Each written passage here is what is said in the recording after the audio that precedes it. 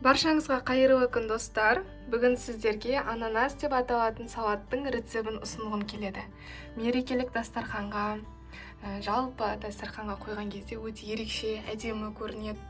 Қонақтардың көзін жауын алатындай салат, және де өте дәмді. Міндетті түрде жасап көріңіздер. Салатты дайындау үшін бізге қажет ингредиенттер: осындай консервіленген ананас қажет. Барлық дүкендерде, супермаркеттерде сатады, бағасы қымбат емес. Осындай өзі сиропта тұрады. Осы ананасты пайдалануға болады, немесе балғын, яғни свежий ананасты да пайдалануға болады, өзіңіздің қалауыңызша. Бұл осындай ет қажет. Негізі оның орнына тауықты да салуға болады, тауықтың етін, бірақ маған тойымда болған, осы етпен болған ұнайды. Егер ет салғыларыңыз келмесе, тауықтың етін пісіріп салсаңыздар болады. Мына жерде менде жүгері, ірімшік, қалаған ірімшікті пайдалануға болады. Міндетті түрде ол жаңағы үкіштен өткізілетін қатты ірімшік болу керек. Майонез және де әсемдік үшін жаңғақтарды қолданамыз. Мен бұл етті жай ғана суға пісіріп алдым. Ешқандай да артық несі дайындалған несі жоқ. Мен бұл етті жай ғана суға қайнатып пісіріп алдым, сорпаға ұқсатып. Соның етін пайдаланып жатырмын. Мен ойымша етпен дәмді болатын секілді. Осы етті өте ұсақ қылып турап шығамыз. Дайындап қойған, яғни салатын тарелкеге салып шығамыз.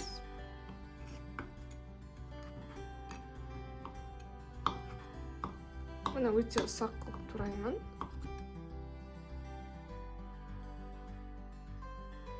Немесе тауықтың еті, оны да суға қайнатып пісіріп аласыздар. Мінекей етті осылай өте ұсақ қылып турап шықтым. Енді ол туралғанды салатын тарелкемізге саламыз. Енді ірімшікті алып, оны үкіштен өткіземіз. Ең кішкентай жағынан өткізу қажет.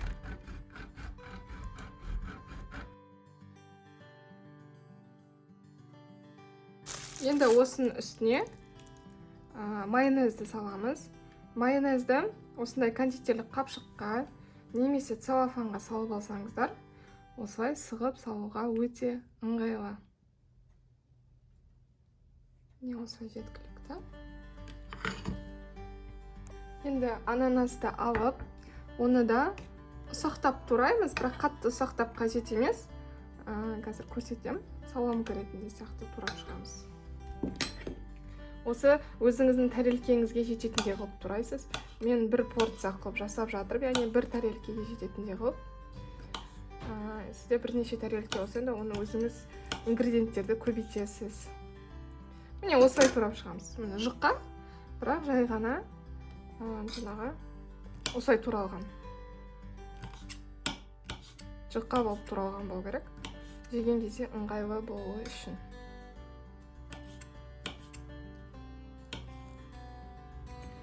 Енді осыны еттің үстіне салып шығамыз.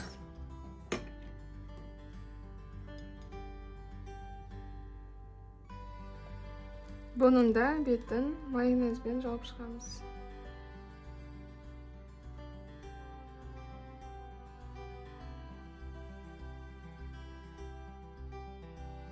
Енді бұның үстіне жүгеріні қосамыз.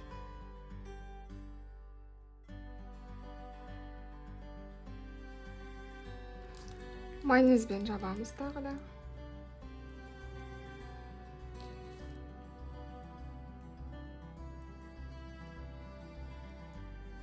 Енді үкіштен өткізілген ірімшікті саламыз.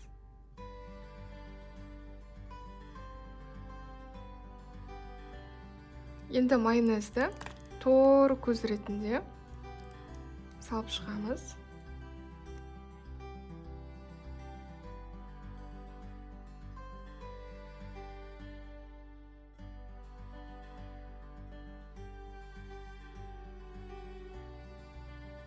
Осы тор көзге әдемілетіп жаңғақтарды қоямыз.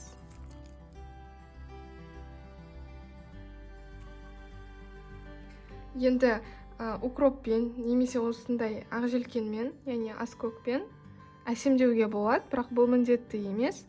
ананасқа одан да әрі қатты ұқсау үшін, әдемі болып көріну үшін осылай аз көкті астына саламыз.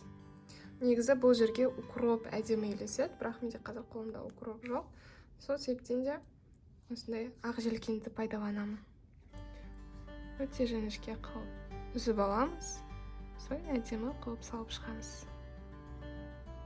Мінекей достар, біздің салатымыз осындай болып шықты. Міндетті түрде жасап көріңіздер. Дәмі сіздерге ұнайды деген ойдамын. Егер видеоны соңына дейін қараған болсаңыздар, лайк қойып, комментарий жазуды ұмытпаңыздар. Және де менің инстаграм парақшама тіркеліп қойыңыздар. Өйткені ол жерде де әртүрлі жаңа рецепттер бар. Қош сау болыңыздар.